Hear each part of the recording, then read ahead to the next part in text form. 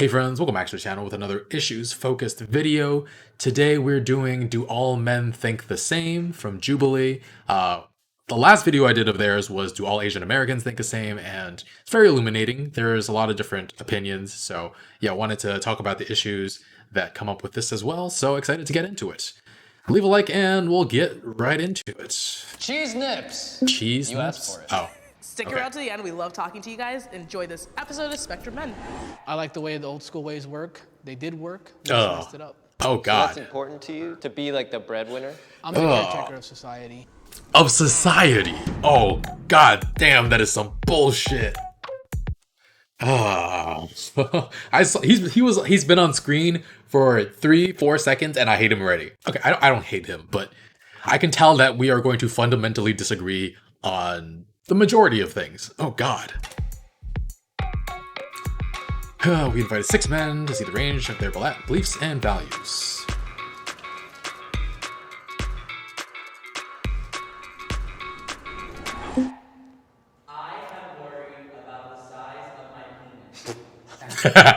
They're immediately laughing. Okay, I don't want to stay stuck on his face. I'll pause here.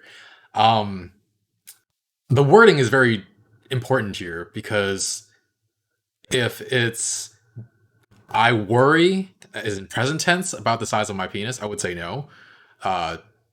Disagree or maybe even strongly disagree. But I have in the past when I was much younger. I, like many people, young boys, I guess, the first experience we have seeing another person's penis is through pornography. And those things are like big, you know? So we're also subject to a lot of societal stimuli, a lot of societal messaging that says bigger is better. And yeah, as a kid, you're more, I guess, susceptible to outside messages. Hopefully that dies down and you become more sure of yourself. And so, yeah, haven't thought about it in a really long time. Haven't worried about it in a really long time. I mean, in the end, it's become more of an ego thing. I mean, there's even the term dick measuring contest to talk about 2 men competing with each other. And so, yeah, to satisfy a woman, you don't necessarily have to have a big dick. So, like, who really cares, right? And they're all laughing about it. I'm surprised there are people who disagree at some point. Okay, so I'm wondering if they actually disagree or if I mean, they know this video is going to be online for millions of people to see. Maybe they're afraid to admit that they worry about it. I don't know. It's just a normal thing to be worried about. Yeah, it's perfectly like, normal. when you're growing up. Like, Unless you am I have in a my normal, 18-inch you know? dick. Okay, 18 is exaggerating. I guess like when I was younger, I was like, Oh, he's whoa, about to move over? is this normal? Right. Is this not? But like, eventually I was like, no, I'm fine. I feel like this whole conversation is just like bringing to my awareness how impressionable and like how much of our lives and our masculinity is defined by when we're kids. When everybody's like, oh, you I gotta thought he was have a about to dick, say you gotta have a big society. dick. And all you see is like, only time you see a dick is on porn and it's like Yeah. 14 inches, then it's like, 14. well, mine doesn't look like that. Yeah. Then of course you're gonna like start thinking about it versus Oh, they all moved over to the slightly disagree. Those 3 on the left. Change their answers. I'll actually change it, man. Oh, everybody moved. Everybody moved. Except for the 2 black guys. Yeah, they didn't move because they were, yeah. I changed my mind because what he said was, it made a lot of sense because I remember the first time I saw porno and I saw a black guy's penis, I was like, I'm not like that. As I got older, I perfected my craft. I've never had a problem with women. It has nothing to do with the penis. It's all about, it's not the size of the boat, it's the motion of the ocean. You just love a woman, you embrace each other, and it's just, I've never had a problem with a woman since then. I think for younger Okay. guys, this is the concern that I'm realizing is like, maybe if these discussions were more open about size and whatever, and that really over time it all becomes okay and it's fine, maybe that would help a lot. I think I agree with the guy. So far, the people who are resonating most with me are the 2 guys in the back and the 1 guy in the front. But the bald guy, oh my god, for some reason, he just rubs me the entirely the wrong way. Maybe it was just the first impression, but like, I don't know. Have you ever just met someone and you don't know why, but you just don't like them? Anyway. Yeah, I think it's important to, I think it would be helpful. I mean, I had a lot of sex ed classes growing up. It started in 5th grade. I had them in 5th and 6th in elementary school. Um, I hear most people's elementary only goes to 5th grade, but mine went to 6th. And then I went to Hunter College High School for 7 through 12, and we had sex ed, I believe, in 7, 8, maybe 9 as well. I'm not entirely sure, but didn't talk anything about this. We had a sex ed teacher who said that women actually prefer smaller dicks, and I'm just like, I don't. To this day, I'm like, I think that might be a personal preference, you know? I guess, I mean, in the end, I guess it does come down to personal preference. Anyway, next question.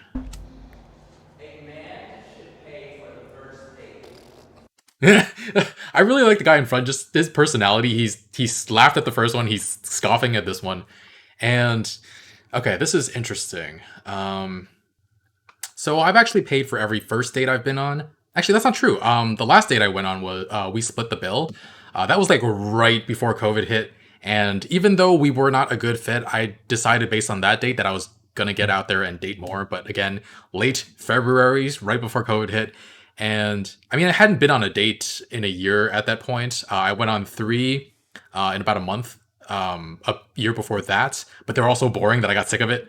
And before that, I was in a relationship. So anyway, yeah, I went on a lot of dates during and after college, and I paid for the first of all of them. But a man should pay for the first date. Should.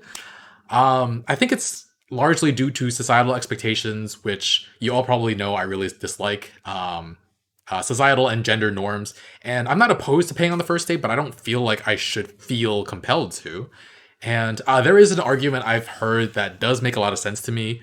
A woman, not someone I was trying to get to date, but they said that they already pay the pink tax. They have to pay for feminine hygiene products that are marked up from similar male products. They get paid less than men for the same work, so guys should always pay for the first date. And I understand that sentiment. It makes a lot of sense, but I don't think I'd like to be on the other side of that, because a first date should be about like getting to know each other, not immediately putting expectations on me born from the rest of the society. I mean, it's not a deal breaker, but for women who have offered to split the check or insisted on it, like my last date, it's nice that they buck the societal gender norms, because I've always been like, fuck gender norms. So, yeah. Anyway, let's see how they answer. I get the feeling the first clip of the bald guy was from this question. 3, 2, 1, go. This guy has a lot of personality. I like him. Oh. I like the way the old school ways work. They did work. So that's important to you to like take that leadership role to Jeez. to be like the breadwinner. I'm Tradition. the caretaker of society. Of seeing it this way, society. once you give the woman the power, then you just demasculated yourself. Holy crap. Okay, first of all, it's emasculating. And second of all, this is just such toxic masculinity bullshit. This idea of tradition and just because things have been done a certain way for forever doesn't mean it's right. And the idea that he's the caretaker of society, not just of he wants to be the caretaker of whoever he's with, he wants to be the caretaker for society. He wants men to band together and take care of everybody. But my money is on if he has a child, that his partner is going to be the one doing most of the caretaking. Ugh. I want to stick to what's made me happy, and my grandparents, my parents, I'm just gonna stick with it because it works. It's not perfect, but it works. It works.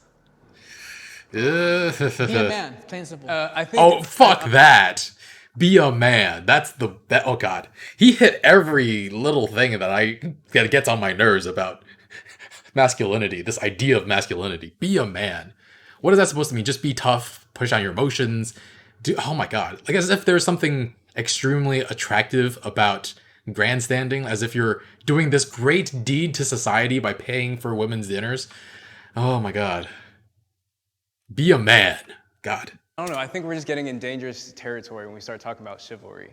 At the end of the day, it's like, yo, baby, if you want to pay for this, like, there is no hierarchy here. Like, if you want to pay for this, and maybe next time I'm like, I just got to check, so I'll pay for it. I'm not completely sure if I know what he means when he talks about getting into dangerous area about chivalry, but anyway. Wasn't this the first meal though? You Yeah, said? the first one. Okay. You only get one chance to make a first impression. What She does gets it only a matter first chance to make if a good it's a impression. girl or a guy? It's 2019, and your logic shouldn't be like, no disrespect, like, oh, because my grandpa did it and it worked for him, then it works for me. If she's not gonna date me that second time because I didn't pay for her, I think I dodged a bullet. Well, I mean, if she's struggling financially, sure, I'll pay. And if she's doing a lot better than me, I would hope she would insist on paying. Not that that immediately comes to light in a first date, but I don't know. I just don't like gender roles in any way, shape, or form. They do, I feel like they do a lot more harm than they do good. I support the Me Too movement. Okay, I strongly agree, but I paused because I'm about to bet you every last cent I have that the bald guy is going to go to strongly disagree. You know it, I know it. Let's see. You're struggling a bit here, man? Oh, there he goes, there he goes. Strongly, right? I said strongly. Be real. Be real. Be real. Yep, there we go. There we go. At first, when I Okay. saw it, you know, and talking to my friends, and family, a lot of people in the South, they're like, these women should have spoke up a long time ago. And then I had to like step aside and really process it for myself and be like, you know what? She didn't feel comfortable, and she wasn't in a society, in a place where it was acceptable for her to say anything about it. So now that they have the platform and the ability, I'm like, that's amazing. Speak your truth. What do you tell a child who is accused of rape by a woman, has his whole life destroyed, and then people just go, oh. That's not even the issue we're talking about. First, that would be statutory rape by the woman if she was having sex with a child. But the people being exposed by the Me Too movement are not children. Are you fucking kidding me? Jesus. I think the Me Too movement does some important things. Speaking truth to power is very important. I think there has been one negative that has come from the movement, and it's not anything to do with what that guy said. But yeah, all my female friends have been harassed or assaulted, and some of them get re-traumatized when they have to hear all these accusations that come to light, knowing that so many women have had to go through the same things that they have to. And then to see so many men get away with no consequences. Like, some of them, a tiny portion of them, lose their place in whatever industry they're in. Almost all of them are going back to acting, directing, doing stand-up specials, whatever. And that can be really, really disheartening. I think it's really important for women who feel like it's the right move to do it. But there are a lot of women out there who are happy for these women, but also feel very hurt having to relive a lot of different things and seeing all these guys get away. There's always going to be people that take advantage of it. It's not going to be perfect. We're figuring it out as we go, but I think it's done more good than it's done bad. I think we get to acknowledge the bad though. Like I think, Yeah, like of course. that's why I'm doing like this thing. Is like for us to say like, oh, Okay, we this is did the that first time thing, I'm and all of a disagreeing with this sudden guy now in we've, front. Like vindicated, that guy is like vilified. Like there is no chance of like him having a say in the conversation. I mean, that's the core of the movement, though, talking about societal norms that lead to these kinds of actions in the first place. And the consequences that these men face, it's not like they're being crucified. Nothing really happens to them. Like, their feelings get hurt. It's nothing compared to what women have to go through. Toxic masculinity is overblown. Okay, so strongly disagree. 3, 2, 1, go. Really? You're coming over with me? Bald guy. He's on strongly disagree. Wow. Can you use a different word? Yeah. Oh, that's the exact right word. Exactly. Yeah, I think I just somewhat agree that it's blown out of proportion because I think what happens with social media is a group of people coin a term and now we're all painted by it. Like, we are not in like a post, I don't know, like rape culture world. Patriarchal like society, women yeah. are being catcalled every day. And so like men are still, I think, seen or experienced as like a predatory presence to women. So like that's why I just don't think it's like overblown. I think it's new. If we were good men, there wouldn't be feminists. They What? wouldn't be attacking us. They wouldn't be hating us. Oh, God. You have a lot of guys who don't Oh, want to Jesus. commit to marriage. You have a lot of guys who catcall. Okay, So yes, holy men crap. have become toxic. Holy crap. Holy freaking crap. Okay, first of all, if we were good men, this idea that a good man has one particular meaning is just already so ridiculous. because there are so many different ways to be a good man. And the idea that because they don't want to get married, they must be toxic, that's not even what toxic masculinity is. If there are women who don't want to get married, does that mean they partake in toxic femininity? Like, he's of the same opinion that I have, strongly disagree, but I don't think he understands what toxic masculinity is. And we're here for completely different reasons. Holy crap. And once again, I have to be consistent with all my beliefs and all my morals. I'm very traditional. I see what Holy you're crap. saying. I mean, the the whole thing, tradition. If you go by tradition, that's just the thing. Toxic masculinity is born from adhering to traditions that have historically put down women. And, this guy's so frustrating to me. So frustrating. framing it like this word moral is kind of We don't know what that is anymore, though. That's well, the it's like it problem. sounds like you're saying Oh my like it's God. men's job to be like the moral compass of society. It is. I It think it's is. anyone's job. It's everybody's, but men, if men want to coin themselves as the leaders, you have to hold up to the good and the bad. Holy crap. Who is asking men to be the leaders? He wants to be the leader because he wants to be the leader, not because society is better because of it. He's here embodying so much toxic masculinity, and yet he's saying he disagrees that it's overblown. Holy crap. Holy crap. Ugh. Part of the problem though, like that's what I think toxic masculinity or it's putting too much pressure on yourself. He has a very singular idea of what a man should be, so it's very likely that he has a very singular idea of what a woman should be as well. And I mean, that's what feminists hate. He says, if we were good men, there would be no feminists. Oh my god, it's so frustrating. Like, feminism is about every woman being who they are unapologetically. And first, he has this idea that men have lost their way, that they were better before. But then he also has this idea that if we were good men, there would be no feminists. So did he think there were no feminists back in his grandparents' day? I don't understand. Like, ugh. I think everybody, regardless of gender, should be the best versions of themselves that they can be, not what society's norms are, not what gender norms are telling them to be. And like he's basically thinking like, these are the rules, we need to play by them, be a man. Just, oh my god, he's so frustrating. I mean, it's very obvious that we're grappling with like, the history and the damage of like what a world completely run by men does to us. That's why I think we're talking about toxic masculinity. I am comfortable showing my emotions. So the statement is, I am comfortable showing my emotions, and you've seen my videos, guys. I am on strongly agree, obviously. But this would be very different if it was talking about the past. I've always felt comfortable showing my emotions. That's absolutely not true.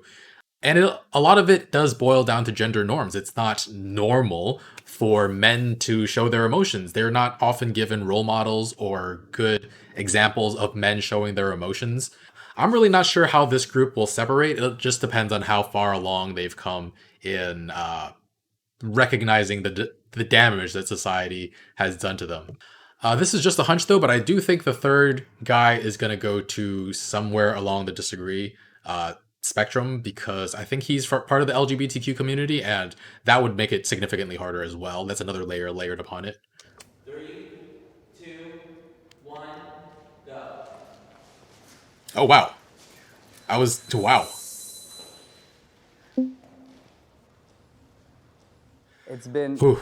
like harped upon me for years that like showing my emotions were bad, and like me trying not to be gay.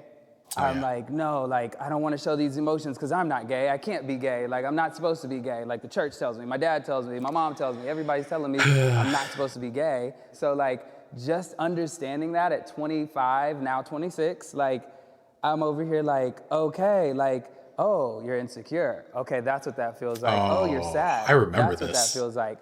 I can Jeez. now be aware of those things, but to show them to other people right now is like really hard for me. So a lot of what he's saying rings true to me, not because I'm part of the LGBT community, but I did suffer from a sort of depression called oh shoot, I don't know how to pronounce it.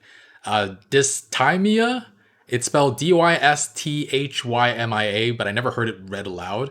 But yeah, for a lot of my life, I suffered from that kind of depression where it was just laying under the surface. actively really, really sad a lot of the time, but I just had this general apathy towards a lot of different things, and I wasn't sure how to categorize my emotions. And a lot of that had to do with suppression of emotions, and I blame different parts of culture for that. Some of it's Chinese culture, some of it's toxic masculinity. And I think a big thing, though, was that I could not feel anger on behalf of myself for a really, really long time. Because when I was 3 or 4, my dad told me my mom has hypertension, she has high blood pressure, and that I should never get angry with her, that I should never make her upset, because right or wrong, if I make her upset, I'm wrong, which is a heck of a thing to tell a child. So I was very uncomfortable with expressing my own anger for many, many years, and he didn't follow his own advice. He yelled at her all the freaking time. I mean, for a long time, I still could get angry at certain things, like on behalf of people who are oppressed or who face discrimination, but I could never get angry on behalf of myself, and I needed to go to therapy to get through that. I do feel like I'm very verbally like about my emotions with my wife, but I wouldn't agree completely because I'm not like that with anyone else. I mean, I just failed a college class and I was crying about it to my wife, but no one else at school saw me cry, you know? That's not healthy. I specifically texted my wife, make sure the kids are asleep by the time I come home, because I just knew No, I was gonna just- be like, oh as my soon as I God. step through that threshold to my But then you're sending a message to your kid that it's not okay for men to cry. And sometimes you need that role model and that person you look up to have those and show those emotions so that they can healthily have and show those emotions later on. And I say that even though I just mentioned my dad showing so much anger, but I guess the way he did it was in such an unhealthy way. And if he had shown good examples of anger, I might have been able to figure out ways to properly express my anger. Instead, I was so driven off by what he was doing that I vowed never to be like him. And it wasn't just that he said, never make my mom upset. It was, I didn't want to be like him and have all that anger. And so I blocked my own down, and that was really unhealthy. Luckily for me, or luckily for people around me, my suppressed emotions didn't come out as like explosive, destructive anger. It mostly wound up with me curling up in a ball and crying a lot. Just so much sadness and feeling like I'm being torn, physically torn up from inside. Not a feeling I miss.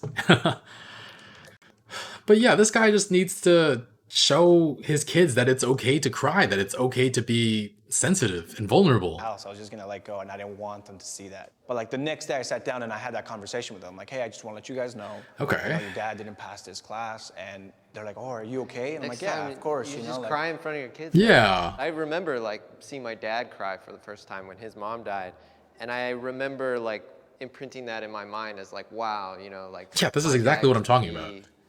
Upset, and that was like an important thing to witness. It's reality. Right. Yeah, it's real.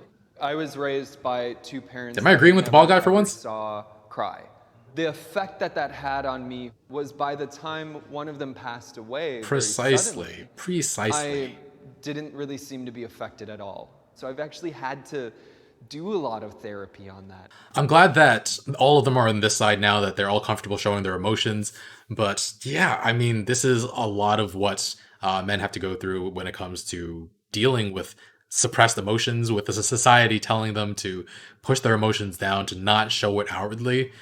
Yeah, it's rough. This thing about masculinity not being able to show your emotions. That's is the toxic very masculinity we're talking about. It puts us backwards in society, and we need to be thinking about how to tap into our emotions in a healthy way together. Thank you for saying in your truth, brother. Yeah, of course. Thank you. Great job, man. You too. Nice hearing from you. All right, I gotta be honest. I'm That was actually the fun. one who submitted the first nice question. Oh, thank you, Ian, for your suggestions. Sure. Thank you to My everyone pleasure. else who also submitted more prompts for us. Yeah, we love having this type of dialogue. I'm grateful because as a girl, I'd love to know what you guys are thinking. You guys are mysteries to me, honestly. Make sure you like, subscribe, and follow us on Instagram. That's interesting. Instagram, yes. Instagram. We'll see you next time. Peace. Okay, yeah, you got most of my thought process through most of this video.